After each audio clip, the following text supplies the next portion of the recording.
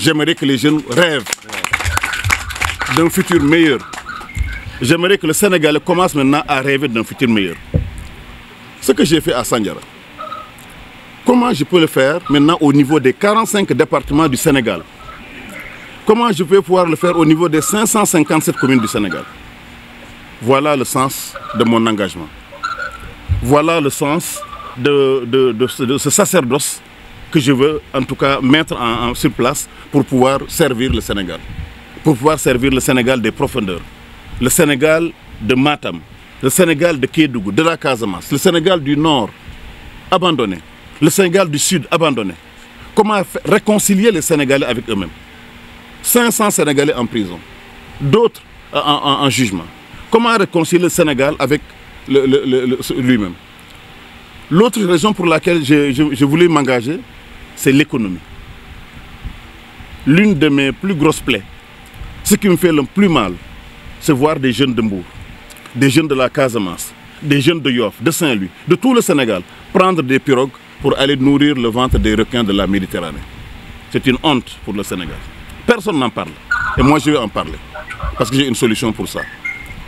On ne peut pas continuer à fermer les yeux devant le drame que vit le Sénégal.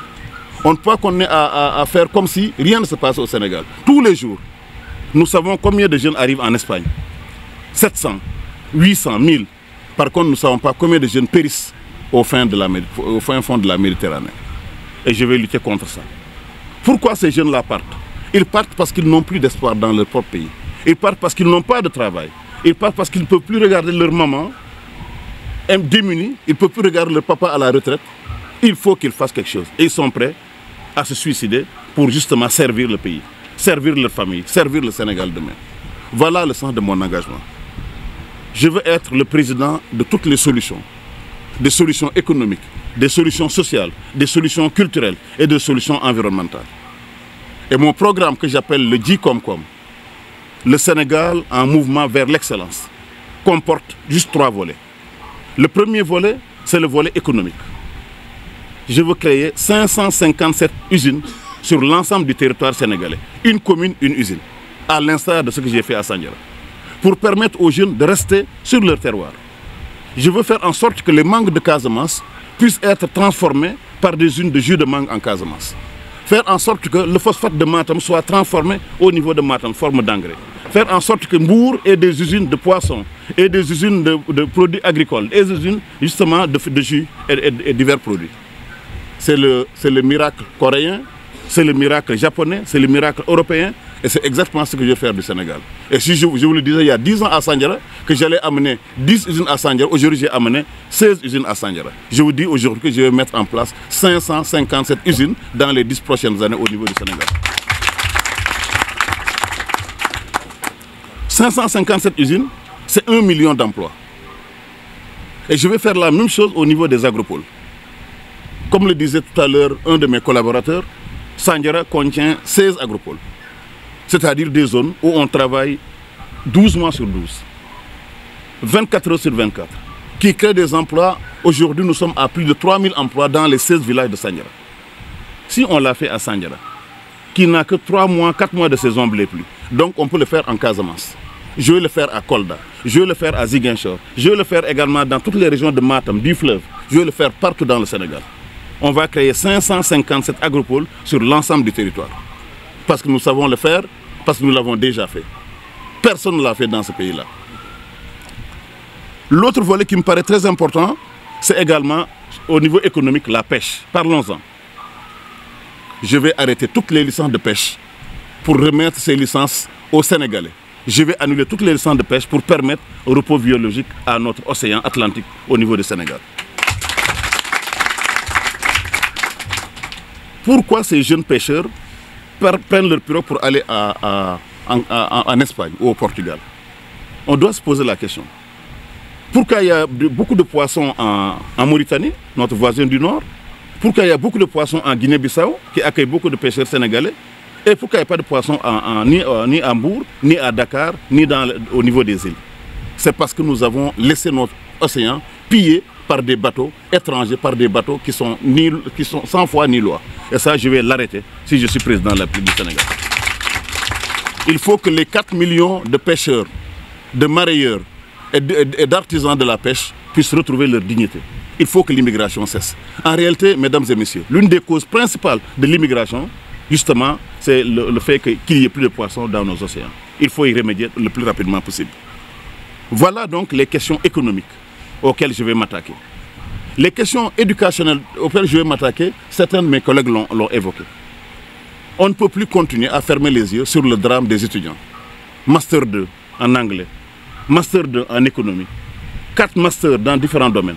Et à la fin, on se retrouve au chômage au village. La raison pour laquelle ces choses se passent, c'est tout simplement parce que notre système économique n'est pas adapté au système universitaire. Il faut changer complètement le paradigme en faisant ce qu'on appelle les états généraux de l'éducation, de l'enseignement supérieur et de la formation professionnelle.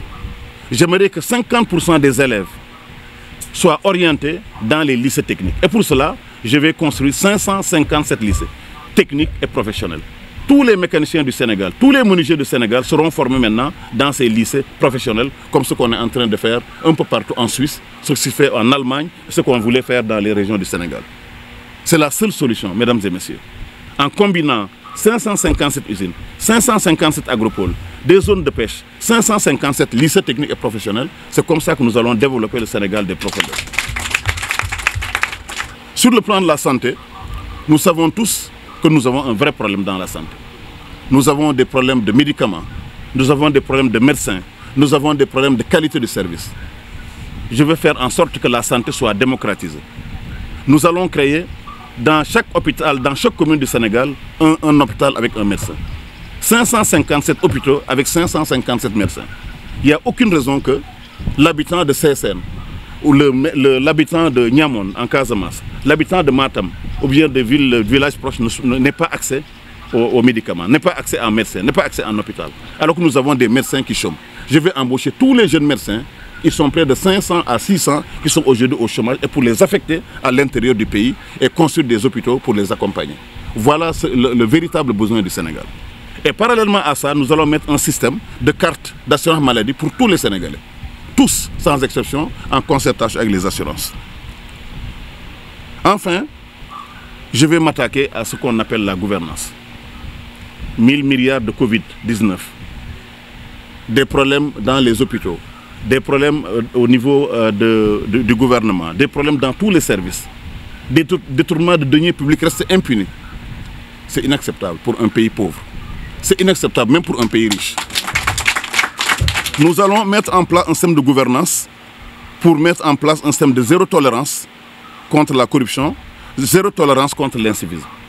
Et ça, nous allons le faire parce que c'est la seule solution pour que le Sénégal, avec un système d'assurance qualité, puisse se mettre dans la voie de développement. Il n'y a pas d'autre solution. Je vais également mettre ce qu'on appelle un système militaire. Je vais faire en sorte que tous les jeunes Sénégalais, à partir de 18 ans, puissent aller servir leur pays sous les drapeaux.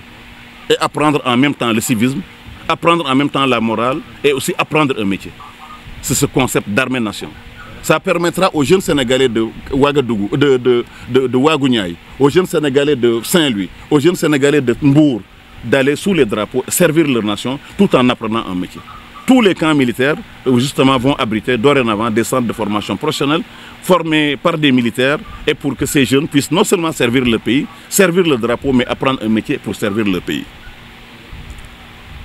Enfin, je vous avais dit que j'allais mettre en place un projet qui s'appelle le retour des émigrés.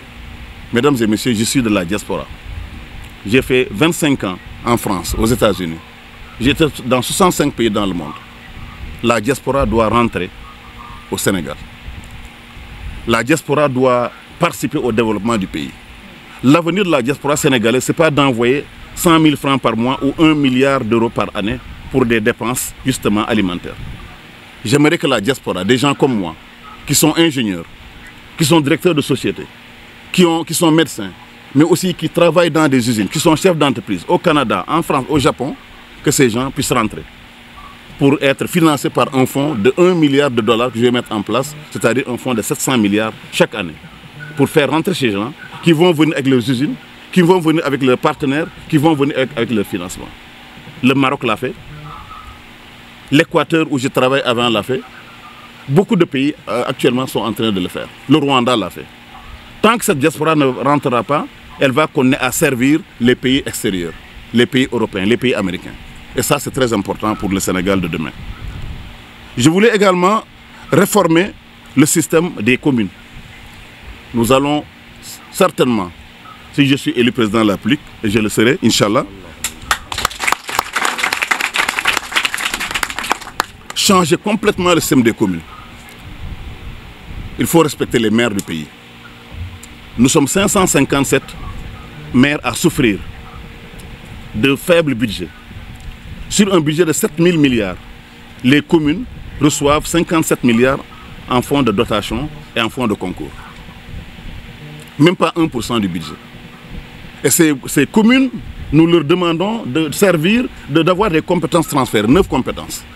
Construire des écoles, construire des salles de classe, construire des marchés, n'est-ce pas? S'occuper d'environnement, s'occuper de santé, s'occuper de toutes sortes de compétences, sauf qu'ils n'ont pas les moyens. Le Sénégal que je vais diriger va donner 700 milliards de francs à l'ensemble des communes du Sénégal. Chaque commune recevra 2 milliards ou 3 milliards de francs. Les communes alors seront de véritables gouvernements locaux, dirigés par des maires bien payés, encadrés par des ingénieurs, par des financiers, comme ça se fait dans les grands pays de ce monde. Si nous voulons que le Sénégal se développe, l'État central doit arrêter d'accaparer toutes les ressources.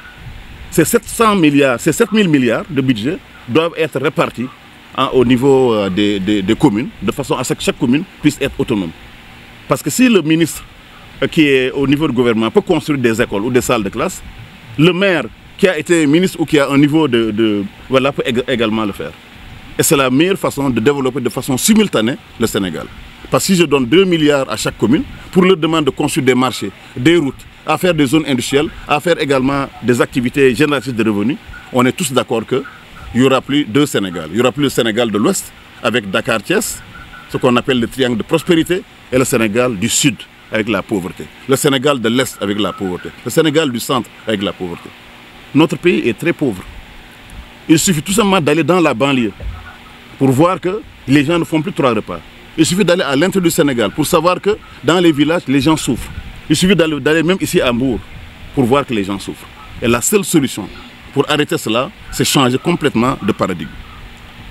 Enfin, nous allons faire quelques réformes au niveau de l'environnement. Nous allons faire en sorte que le Sénégal du gaz et du pétrole puisse servir aux ménages sénégalais. Nous allons faire en sorte que le gaz, au lieu d'être vendu, sera utilisé pour l'industrialisation, mais aussi pour les ménages.